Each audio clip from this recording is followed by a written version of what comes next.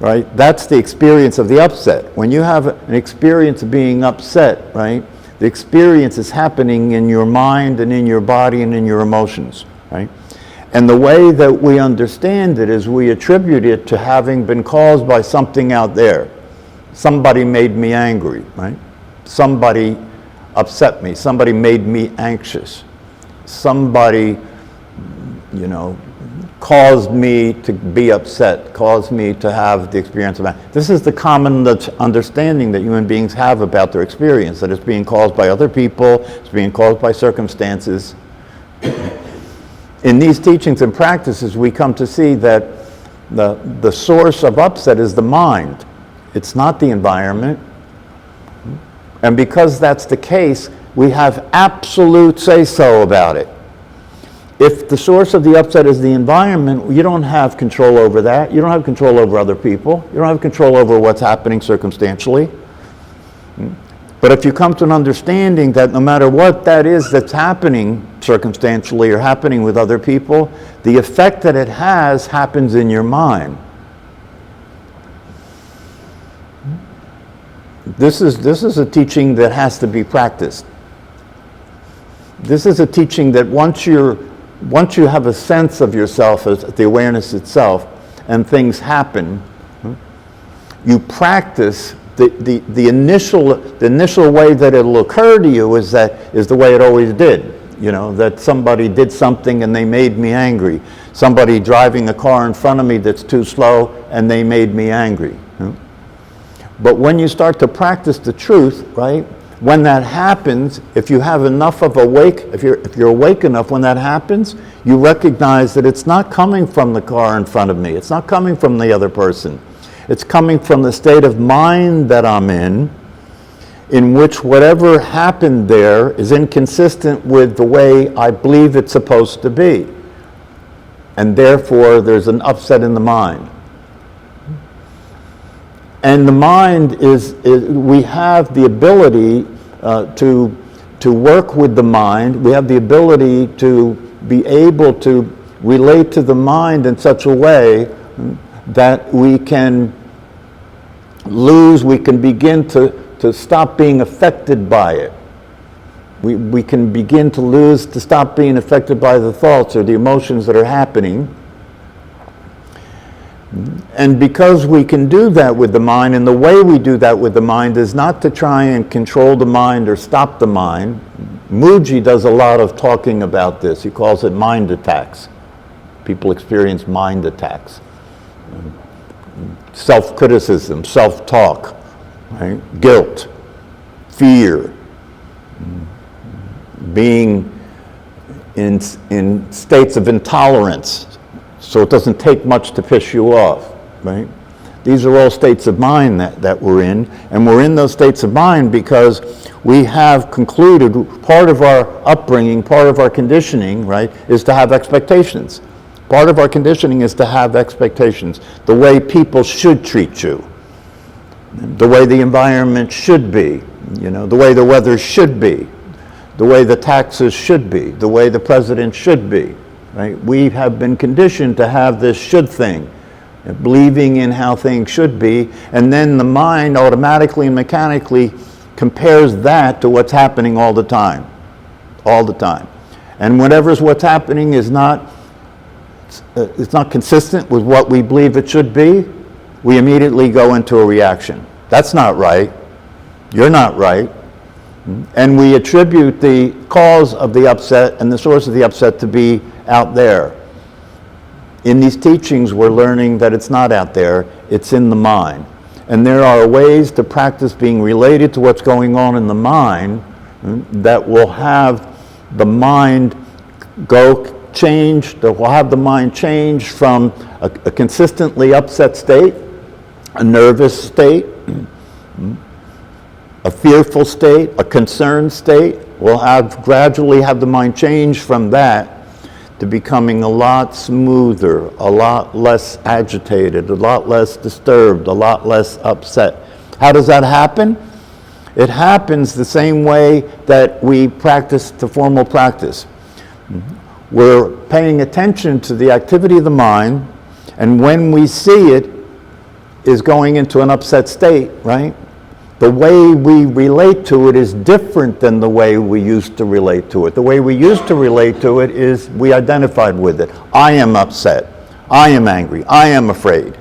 And you become the mind. You identify with the mind. You become the emotion.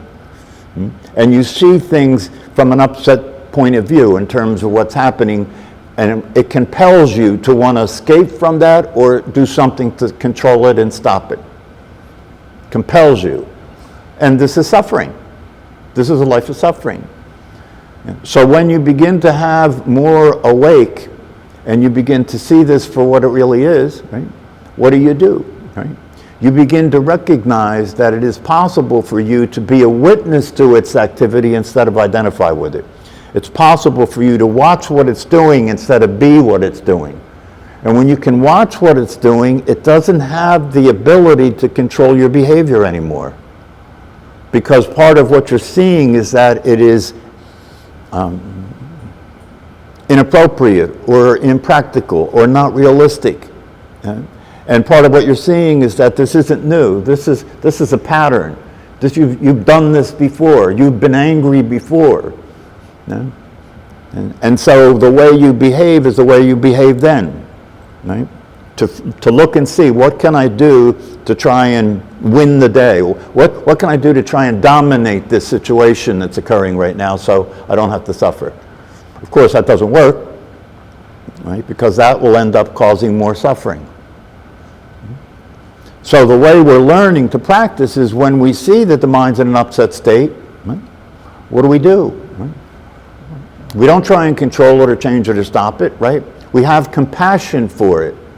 We understand that it's running a program that is not based in reality. And so we don't do anything about it, we just watch it, right? And we just do as much as we can to stay in a relaxed state, to rest in awareness is the way Mooji talks about it. Stay in awareness. Don't log on to the upset. See it for what it is. It's an upset that is happening because of the fact that the program that determines the way the mind works is about surviving, getting through, stopping getting killed, stopping getting hurt, stopping being affected. That's the program that's running. But what we're learning through the practice of meditation in these teachings is that our true nature, right, can't be hurt, cannot be affected, cannot be killed, cannot be hurt. And so we have to give it a chance. We have to allow ourselves to practice experiencing this way of being in which the activity of the mind is not causing me to be upset. The activity of the mind is something that I'm aware of, right? And I can recognize its impracticality or its inappropriateness or its dysfunction and so forth. So I don't choose to log on to it. I don't choose to follow it. I don't choose to identify with it. I choose to stay in a state of awareness and be as calm as possible. So that what happens over time is that the upsets lose their ability, right, to pull you into it, lose their ability to get you upset, because the awareness is never upset.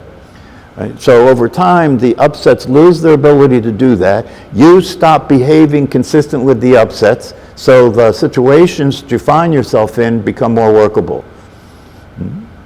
You don't get in as much conflict with life. You don't get in as much conflict with other people. You don't even get in much conflict with yourself. You don't even get in much conflict with your mind, because you're not trying to control anything anymore. You're allowing everything to happen the way it's happening, and you're practicing being what you are, which is unaffected by the circumstances, unaffected by the state of mind that's occurring.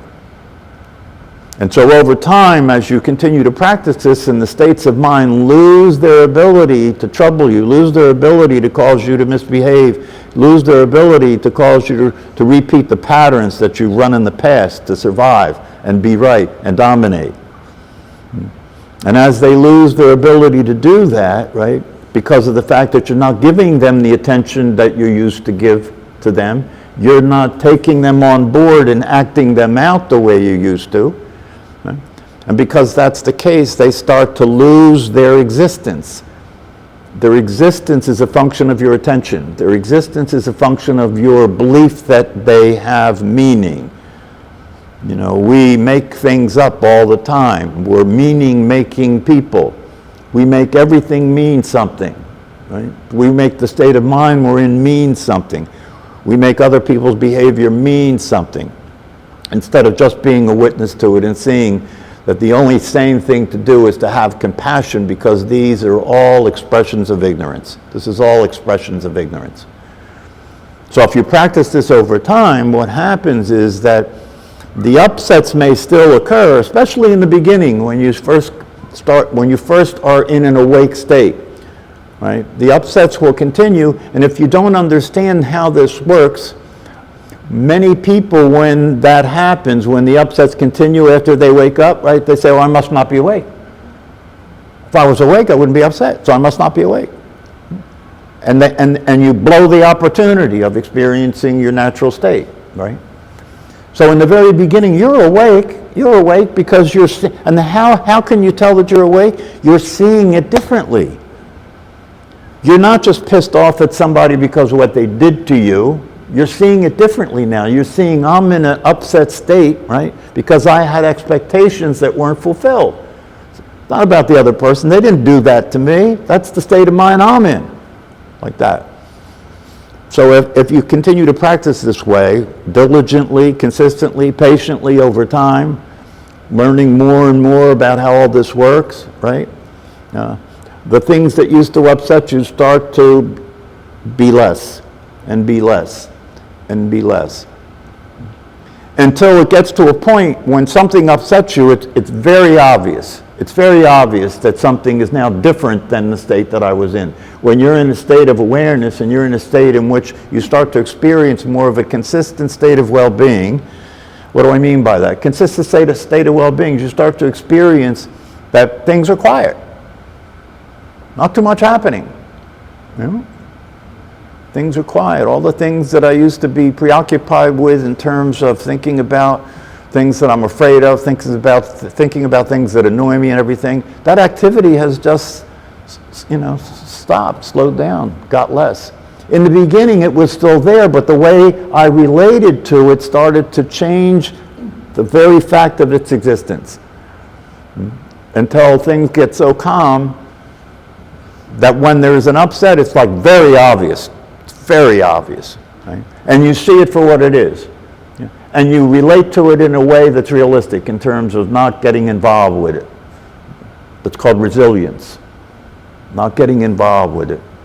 So when it comes up, you see it, and after you see it and you realize that this is just a state of mind, it's a pattern that got triggered, right? When you see it for what it is, right, you lose interest in it. You're not going to play it out. Right? So you just turn your attention elsewhere and you keep living your life, right? And as a result of that, that particular upset now has lost its power to take your attention, has lost its power to control your behavior.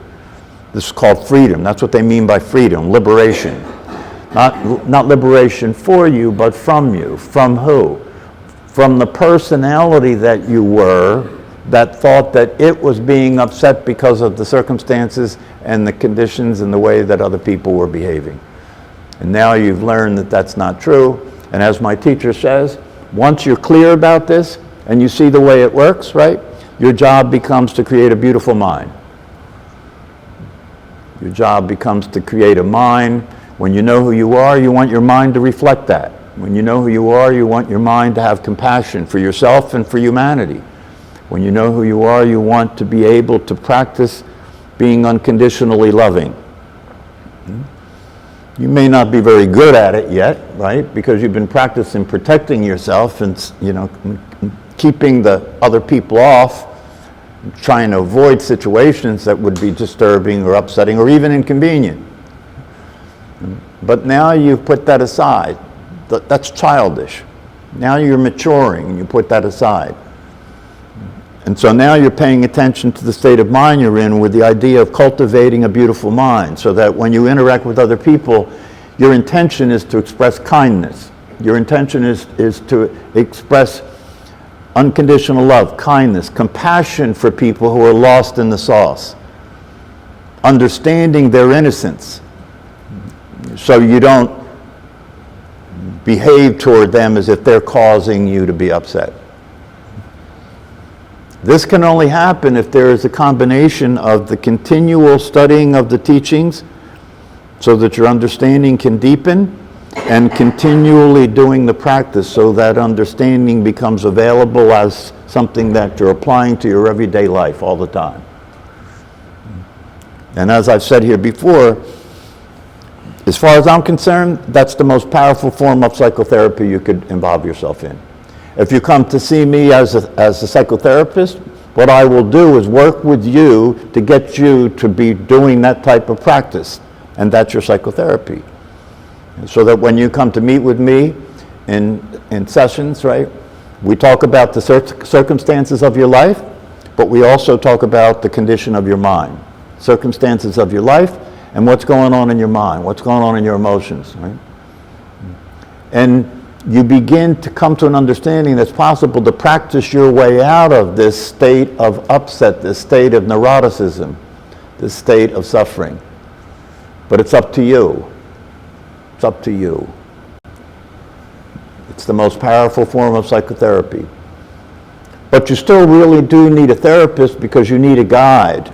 You know, as you learn how to live, you need a guide that can keep nudging you back when you go off course.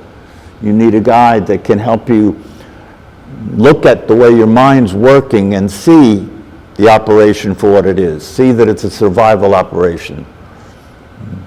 See that it is dysfunctional. See that it is not going to allow you to experience well-being.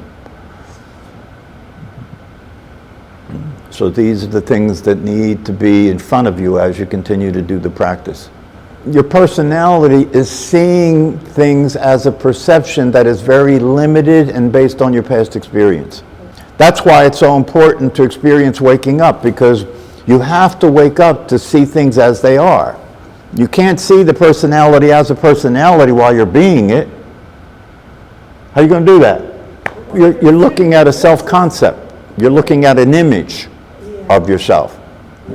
But the image of yourself is a very limited version of you that was necessary for you to be able to operate in the world. And you don't see what it is when you're awake. You don't see the personalities making bad choices, right? What you see is that because the personality can't make any choices, it doesn't exist. What you're actually seeing is there's a program running in your mind that you call the personality. That's all it is.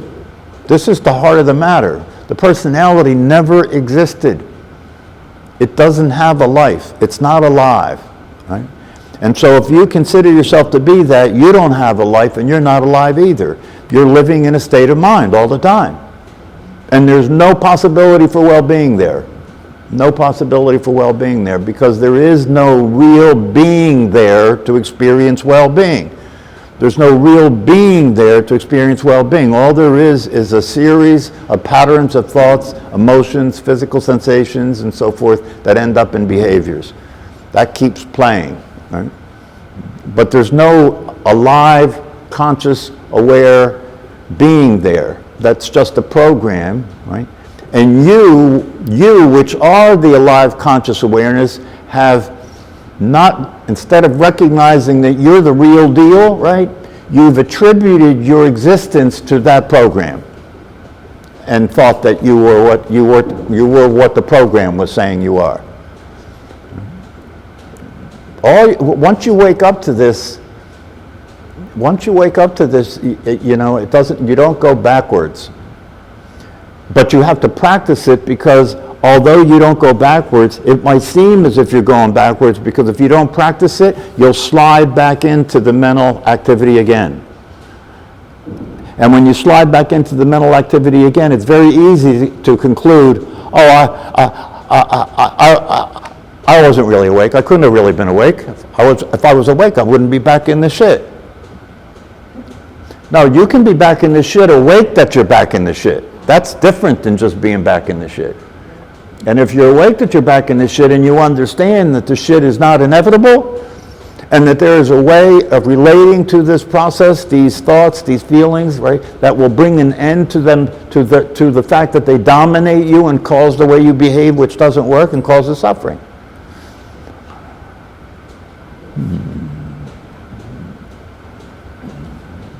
One of the students that I have been working with for a few years, he came to me, he didn't come to me for psychotherapy per se. He had been a seeker already for years, listening to different teachers, reading books, doing all kinds of things, right? And he came to me to work with me to see if he could experience the possibility of being awake. But the problem is that he still, when he is dealing with this subject and when he's interacting with the subject, and this is something that I suggest that you look at for yourself. When you're dealing with the subject and interacting with the subject, who are you being? You know, I notice a lot of the times in the class when people make comments or ask questions, and there's nothing wrong with that, you know, it's part of the process, right? But they're being the person asking a question about awareness. And if you could just see that, it would stop. If you could just see that, it would stop. Not because the person is going to become the awareness. No, the person never existed and never was the awareness. But the personality has captured your attention consistently, day and night for years.